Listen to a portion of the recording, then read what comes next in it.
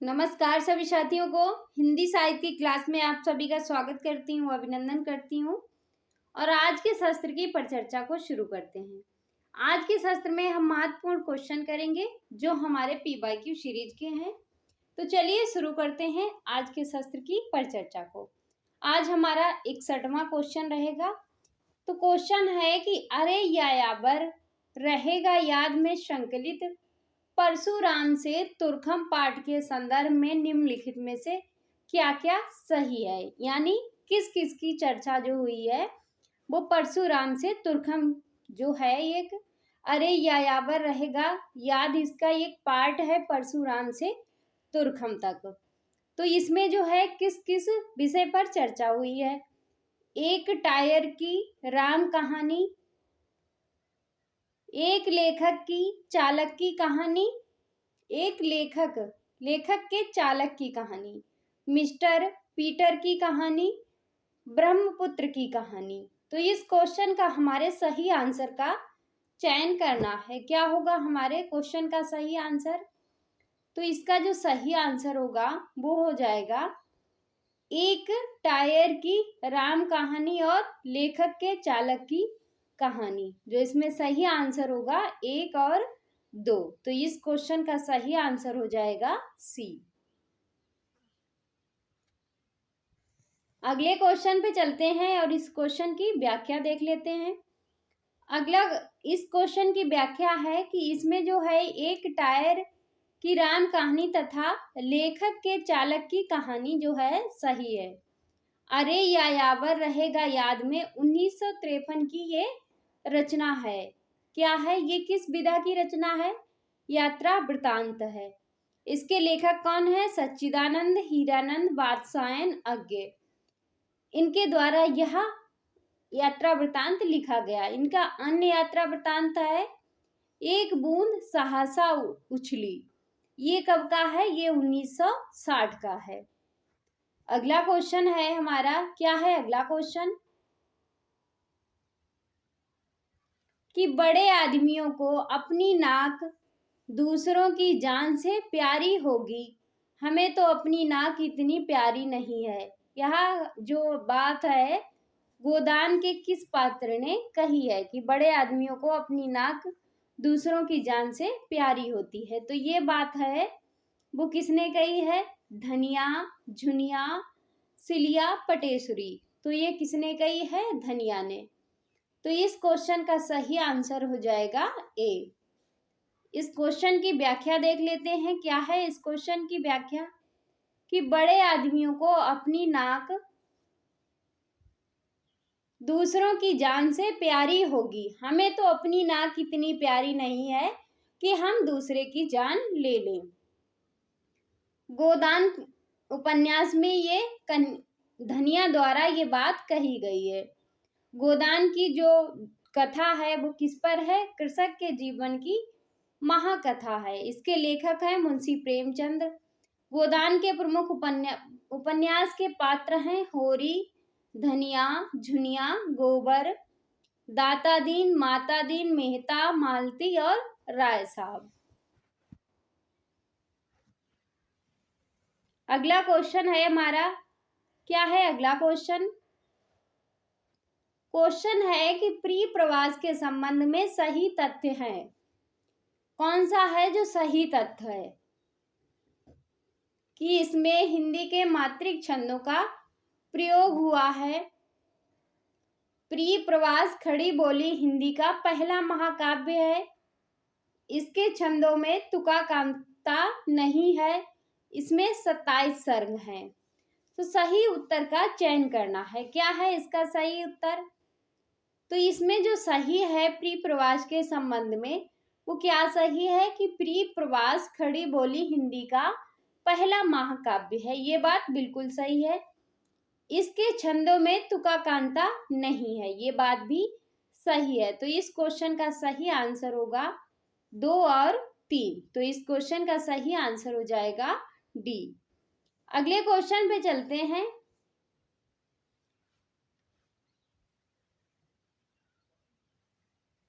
अगला क्वेश्चन है हमारा कि पुरूरवा के संबंध में। पुरूरवा द्वारा कहे गए संवाद जो है वो कौन से हैं? कवि और प्रेमी एक ही नहीं है। प्रेमी तन की सुंदरता पर मुग्ध होता है, जबकि कवि जो है देह से दूर रहता है। मैं तुम्हारे हाथ का लीला कमल हूँ। कुसुम और कामिनी दोनों सुंदर होते हैं, परंतु फूल अधिक सुंदर होते हैं। केवल जलन नहीं, वह अमृत शिखा भी है। तो पुरूरवा द्वारा कहे गए ये संवाद जो हैं इसमें से कौन से सही हैं? तो इसमें है मैं तुम्हारे हाथ का लीला कमल हूँ, उसके बाद है प्रेम केवल जलन नहीं, वह अमृत शिखा भी है। तो इस क्वेश्चन का सही आंसर होगा 2 और 4। तो इस क्वेश्चन का सही आंसर हो जाएगा डी। अगले क्वेश्चन पे चलते हैं। ये जो पंक्तियां हैं, पुरूरवा जो है वो किसका उपन्यास का पात्र किस रचना का पात्र है? उर्वशी का। किसका? उर्वशी का। उर्वशी जो है ये काव्य नाटक है। किसका है? रामधारी सिंह दिनकर का। अगला क्वेश्चन है, परिंदे संग्रह में संकलित कहानियों की संख्या है, क्या है? 9, 5, 7, 13। तो परिंदे कहानी में जो है इसमें संग्रह में संकलित जो कहानियां हैं वो कितनी है? तो इसमें जो संकलित कहानियां हैं वो हैं 7। कितनी है? 7। तो इस क्वेश्चन का सही आंसर हो जाएगा 7। अगले क्वेश्चन पे चलते हैं और इस क्वेश्चन की व्याख्या देखते हैं। ये है कि 7 कहानियां कौन कौन सी हैं?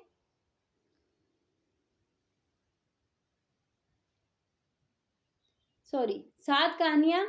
परिंदे जो है 1960 का है। कब का है? 1960 ईस्वी का है। निर्मल वर्मा द्वारा अन्य रचित कहानियां कौन सी हैं? जलती झाड़ी कहानी संग्रह है। जलती झाड़ी 1965, पिछली गर्मियों में 1968, बीच बहस में 1973, कब्बे और काला पानी 1983 आदि। अगला क्वेश्चन है, सूची 1 को सूची 2 के साथ सुमेलित करना है। कुछ रचनाएं हैं, रचनाएं नहीं है, कुछ शहर के नाम हैं जो किस रचना से जुड़े हुए हैं। संबंधित उपन्यास हैं और स्थान हैं। लाहौर किस रचना से है संबंधित? तो ये है झूठा और सच। लाहौर जो है झूठा सच से है। शिवपालगंज जो है वो किससे है? शिवपालगंज जो है वो राग दरबारी से है। कन्याकुंज बाण भट्ट की आत्मकथा से। अमृतसर उसने कहा। तो 1 का 2 और बी का 1 किस में है? सिर्फ ए में। तो इस क्वेश्चन का सही आंसर हमारा हो जाएगा ए। अगले क्वेश्चन पे चलते हैं। क्या है हमारा अगला क्वेश्चन? अगला क्वेश्चन है कि निम्नलिखित में से कौन निर्गुण भक्त काव्य के कवि नहीं है? मलूक दास, बाबा लाल दास, ईश्वर दास, सुंदर दास। तो इस क्वेश्चन का सही आंसर जो होगा वो क्या हो जाएगा? वो हो जाएगा ईश्वर दास जो हैं वो निर्गुण भक्ति काव्य के कवि नहीं हैं। अगले क्वेश्चन पे चलते हैं। क्या है हमारा अगला क्वेश्चन? क्वेश्चन है कि निम्नलिखित ग्रंथों को काला अनुक्रम में व्यवस्थित कीजिए। काव्य दर्श, औचित्य विचार चर्चा, काव्यालंकार, सूत्रवृत्ति, अभिनव भारती। तो इस क्वेश्चन का सही आंसर जो है वो क्या हो जाएगा? इस क्वेश्चन का जो सही आंसर है वो क्या होगा? सबसे पहले क्या आएगा? सबसे पहले जो आएगा वो आएगा काव्यादर्श। काव्यादर्श जो है वो कब का है? 6ठी शताब्दी का है। 7वीं शताब्दी का है। उसके बाद है काव्यालंकार। काव्यालंकार जो है वो 8वीं शताब्दी का है। उसके बाद आएगा हमारा अभिनव भारती। अभिनव भारती जो है 10वीं शताब्दी का है। फिर आएगा औचित्य विचारक। औचित्य विचारक 11वीं शताब्दी का है। तो सबसे बाद में आएगा 2, पहले आएगा 1। तो किस में आ रहा है? बी में। तो इस क्वेश्चन का सही आंसर हो जाएगा बी। अगले क्वेश्चन पे चलते हैं। इस क्वेश्चन की व्याख्या देखते हैं। क्या है इस क्वेश्चन की व्याख्या? तो इस क्वेश्चन की हम लोग व्याख्या देखते हैं। क्या है इस क्वेश्चन की व्याख्या? काव्यादर्श ग्रंथ जो है वो किसका है? दंडी का। कालक्रम इसका समय क्या है? 6वीं से 7वीं शताब्दी। काव्य अलंकार सूत्रवृत्ति वामन का ग्रंथ है, 8वीं शताब्दी का। अभिनव भारती किसका है? अभिनव गुप्त का, 10वीं सदी। औचित्य विचार चर्चा क्षेमंद्र, 11वीं सदी। अगला क्वेश्चन है कि निम्नलिखित में से कौन से 2 ग्रंथ विशेष रूप से रस से संबंधित हैं? 10 रूपक, काव्यादर्श, साहित्य दर्पण, काव्य अलंकार। तो रस से संबंधित जो हैं वो कौन से हैं? तो इस क्वेश्चन का सही आंसर क्या होगा? जो रस से संबंधित हैं वो हैं 10 रूपक और साहित्य दर्पण। तो इस क्वेश्चन का सही जो आंसर होगा 1 और 3 हो जाएगा। 1 और 3 10 रूपक और साहित्य दर्पण जो है रस से संबंधित हैं। 10 रूपक किसका है? इसके लेखक हैं धनंजय और साहित्य दर्पण के विश्वनाथ। अगला क्वेश्चन है कि शब्दार्थो सहितम वत्स उत्सव भावे विद्या साहित्य विद्या किसका कथन है? कुंतक का, राजशेखर का, भोजराज का, विश्वनाथ का। तो ये जो कथन है वो किसका है? राजशेखर का। तो इस क्वेश्चन का सही आंसर हो जाएगा बी। अगले क्वेश्चन पे चलते हैं। क्या है अगला क्वेश्चन? अन्य कथक और कथन और लेखक दिए गए उन्हें भी देख लेते हैं। कुंतक का है शब्दार्थो सहितो वक्र कवि व्यापार शालिनी, ये किसका है कथन? कुंतक का। रसवंत्यम कवि कुर्बान कृतिम प्रचितिन बिंदति, भोजराज का है। वाक्यम रसात्मक काव्यम विश्वनाथ का है। अगले क्वेश्चन पे चलते हैं। अगले क्वेश्चन पे चर्चा।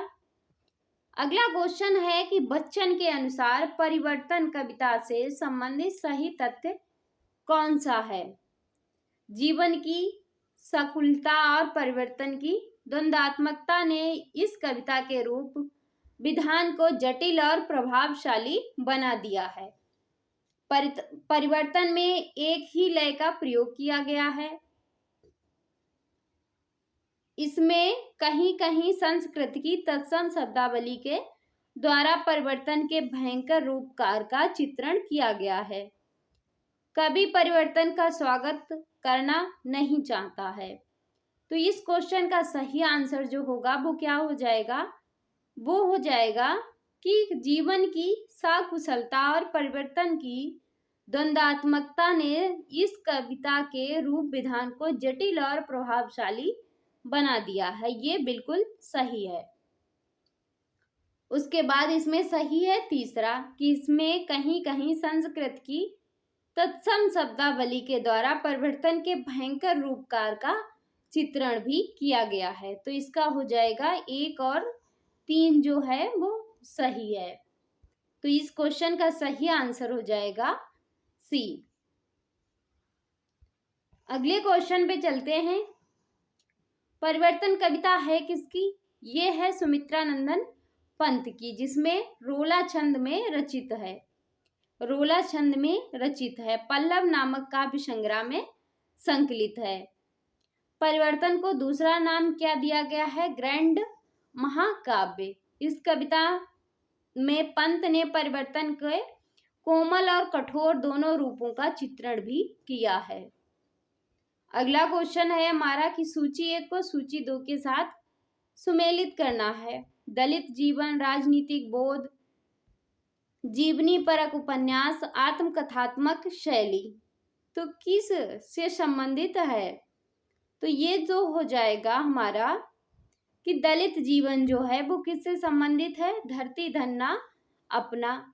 राजनीतिक बोध जो है वो तमस से संबंधित है। जीवनी परक उपन्यास जो है वो मानस हंस से संबंधित है। आत्मकथा शैली शेखर एक जीवनी से। तो इस क्वेश्चन का सही आंसर जो होगा हमारा वो क्या होगा? बी।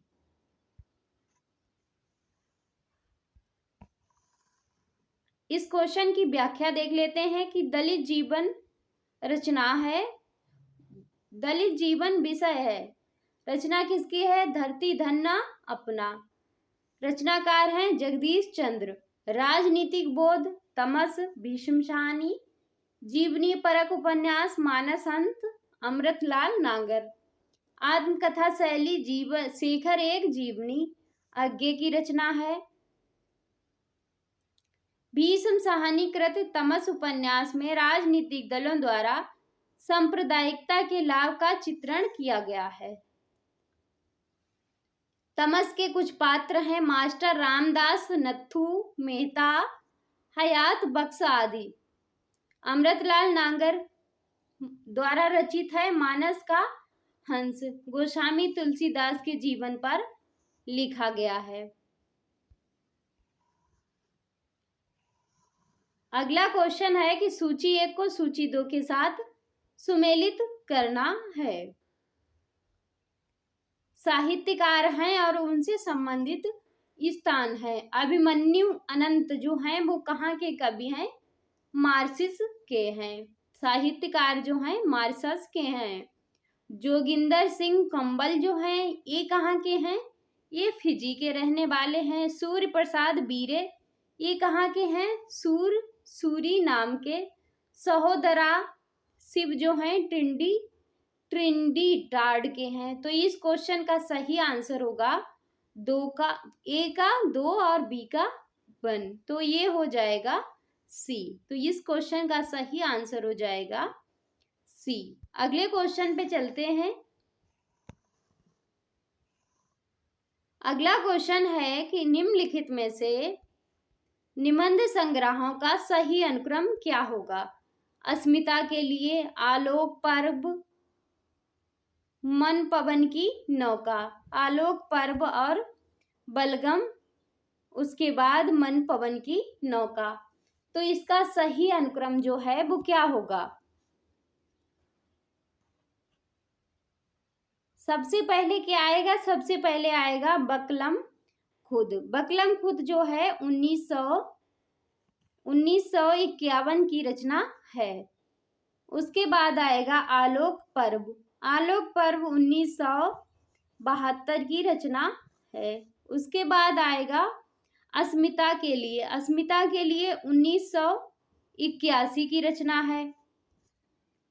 फिर आएगा मन पवन की नौका, ये है 1982 में आएगा। तो सबसे पहले आएगा सी, फिर आएगा बी, फिर आएगा ये, फिर आएगा डी। तो इस क्वेश्चन का सही आंसर जो होगा वो क्या होगा देखते हैं। सबसे पहले सी, फिर बी, फिर डी, फिर ए, फिर डी। तो ये हो जाएगा डी। तो इस क्वेश्चन का सही आंसर होगा डी।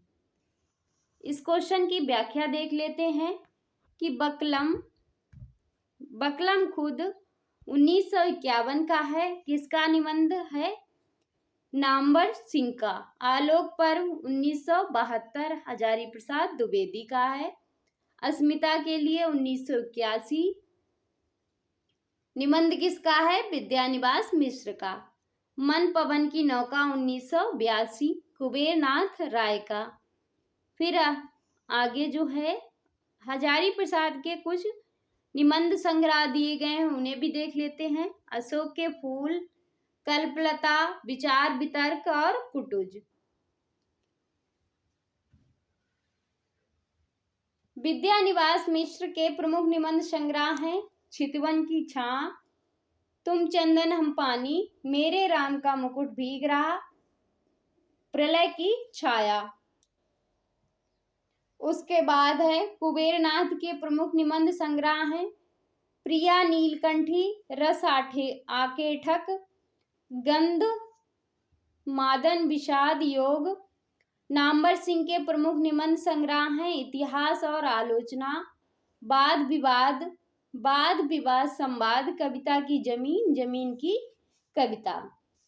अगला क्वेश्चन है, क्या है अगला क्वेश्चन कि रामचंद्र शुक्ल ने उसने कहा था कहानी के बारे में निम्नलिखित क्या कहा है या क्या लिखा है। ये कहानियां जीवन के बड़े मार्मिक रूप में होती थी। उसमें भीतर से प्रेम का एक स्वर्गीय स्वरूप झांक रहा है। दूसरी कोटि को कहानियों में एक बड़ा भारी भेद है। इसकी घटनाएं ही बोल रही हैं, पात्रों के बोलने की अपेक्षा नहीं है। तो रामचंद्र शुक्ल ने उसने कहा था इसके बारे में क्या कहा था, क्या लिखा है, क्या सही है। तो ये है कि उसमें भीतर से प्रेम का एक स्वर्गीय स्वरूप झांक रहा है। दूसरा कि दूसरी कोटि की कहानियों में एक बड़ा भारी भेद है। तो इस क्वेश्चन का सही आंसर होगा 2 और 3। सॉरी 2 और 3 नहीं, 2 और 4 हो जाएगा, गलती हो, ये नहीं होगा, ये होगा। इसकी घटनाएं ही बोल रही हैं, पात्रों के बोलने की अपेक्षा नहीं है। तो इसका सही आंसर होगा 2 और 4। अगले क्वेश्चन पे चलते हैं, क्या है हमारा अगला क्वेश्चन। क्वेश्चन है कि मोहन राकेश के संग्रहों का प्रकाशन वर्ष के अनुसार सही क्रम लगाना है। तो इसका सही क्रम क्या होगा, फौलाद का आकाश, नए बादल, एक और जिंदगी, जानवर और जानवर। तो सबसे पहले आएगा हमारा नए बादल। ये कब का है, 1957 का, 1957। फिर आएगा जानवर और जानवर, ये जो है 1958 का है। फिर आएगा हमारा एक और जिंदगी, ये कब का है, ये 1961 का है। फिर आएगा हमारा फौलाद का आकाश, ये जो है 1966 है। तो लास्ट में आएगा एक, तो ये 2 ही में आ रहा है, तो सबसे पहले आ रहा है 2, तो ये भी कट जाएगा, बचेगा हमारा बी। तो इस क्वेश्चन का सही आंसर हो जाएगा बी। अगले क्वेश्चन पे चलते हैं। अगला क्वेश्चन है हमारा कि यात्रा साहित्य से संबंधित राहुल संकृत्यायन की पुस्तकें हैं, कौन सी हैं। मेरी जीवन यात्रा, विस्मृत यात्री, मेरी लद्दाख यात्रा, तिब्बत में 1.25 वर्ष। तो राहुल संकृत्यायन के जो हैं वो पुस्तकें यात्रा साहित्य से संबंधित कौन सी हैं। तो राहुल संकृत्यायन की जो पुस्तकें हैं वो हैं मेरी लद्दाख यात्रा और तिब्बत में 1.25 वर्ष। तो इसका सही आंसर हो जाएगा 3 और 4। तो इस क्वेश्चन का सही आंसर हो जाएगा सी। अगले क्वेश्चन पे चलते हैं।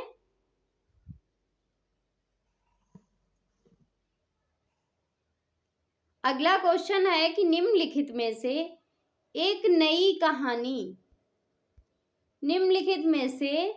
कहानी आंदोलन के कहानीकार हैं, कौन हैं। दूधनाथ सिंह, निर्मल वर्मा, राजकमल चौधरी, राजेंद्र यादव।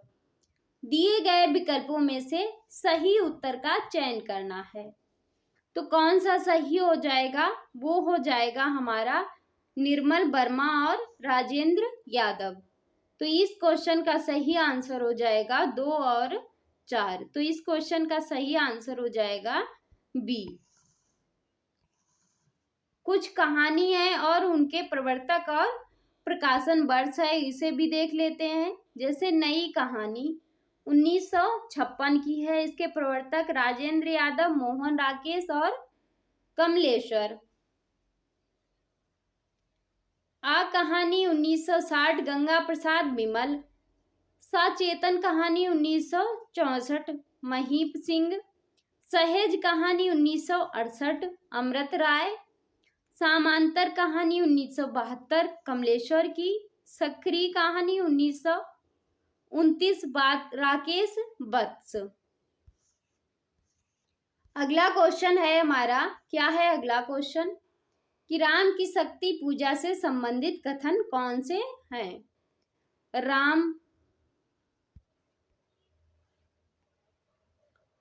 राम रावण के अनिर्णित समर का इतना विराट और उदांत चित्र अन्यत्र दुर्बल है। राम की शक्ति पूजा का उल्लेख श्रीमद् भागवत पुराण में है। इसमें सूक्ष्मता के अनेक स्तरों पर विचरण करने वाली अर्थ योजना अप्रीतम है। इसमें राम एक देवी चरित्र के रूप में है। तो राम की शक्ति पूजा से संबंधित तथ्य कौन से सही हैं।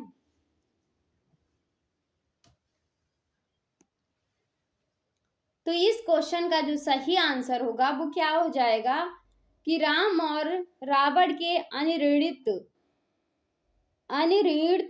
समर यानी युद्ध का इतना विराट और उदांत चित्र अन्यत्र दुर्बल है। उसके बाद तीसरा हमारा सही होगा कि इसमें सूक्ष्मता के अनेक स्तरों पर विचरण करने वाली अर्थ योजना अप्रीतम है। तो इस क्वेश्चन का सही आंसर होगा 1 और 3। तो इस क्वेश्चन का सही आंसर हो जाएगा सी। अगले क्वेश्चन पे चलते हैं। अगला क्वेश्चन है, कै बिरहीन को मीच दे, कै आपा दिखलाए, 8 पहिर का दक्षिणा, मोपे सहा न जाए। इन पंक्तियों में प्रेम की स्थिति का वर्णन क्या है। विरह की अतिशयता, प्रेम की सामान्यता, सामान्य स्थिति, प्रिय की निठुरता, उपलम्ब।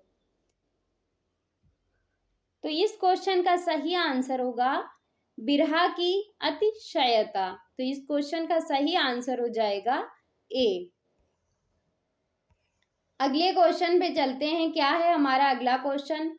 क्वेश्चन है, सूची 1 को सूची 2 के साथ सुमेलित करना है। राज्य भाषा आयोग, राष्ट्रपति का आदेश, राज्य भाषा अधिनियम, उसके बाद राजभाषा अधिनियम और राजभाषा नियम। तो राजभाषा आयोग है वो का 1955, राष्ट्रपति का आदेश 1960, राजभाषा अधिनियम 1963, राजभाषा नियम 1976। तो इसका पहले का 2 और बी का 3, तो ये हो जाएगा ए। तो इस क्वेश्चन का सही आंसर हो जाएगा ए। अगले क्वेश्चन पे चलते हैं। क्या है अगला क्वेश्चन। अगला क्वेश्चन है कि तापय लगी अब जेठ अषाढ़ी, मोहे पिए बिज छानी भई गड़ी, तन तीन उर भा झूरे खारी, भई बरखा दुख अगियारी जरी। इस पूरे कड़बक में नागमती की बिरहा दशा के बारे में यह विचार किसका है। यह आशिक मासूकों का निर्लज्ज प्रलाप नहीं, यह हिंदू गृहिणी की बिरहणी है। इसका सात्विक मर्यादापूर्ण मधुर्य मनोहर है।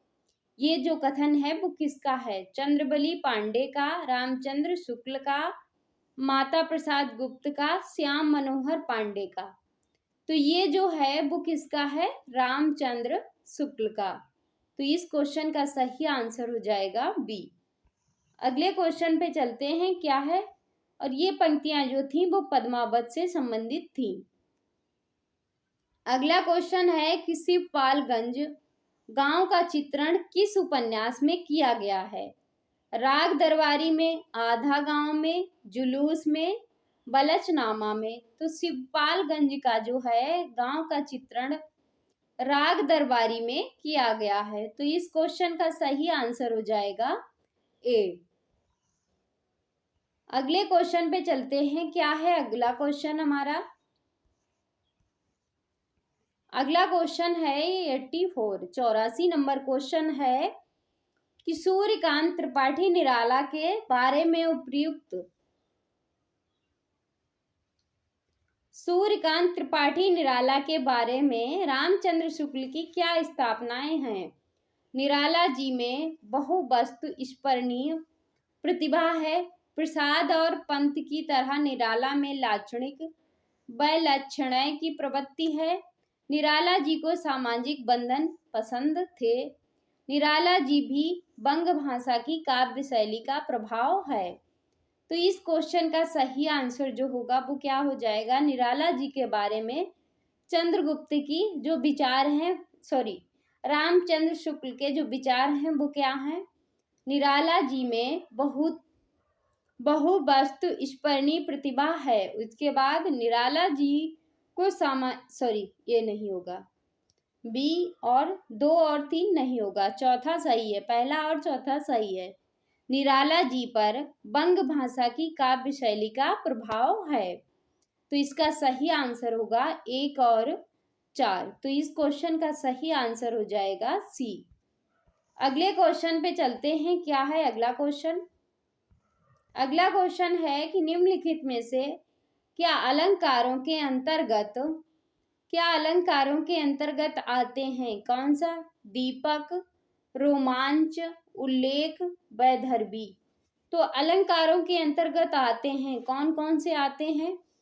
तो ये आते हैं दीपक और उल्लेख। तो इस क्वेश्चन का सही आंसर होगा सी, 1 और 3।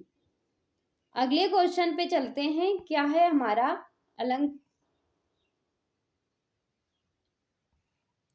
दीपक अलंकार का उदाहरण है, क्या है?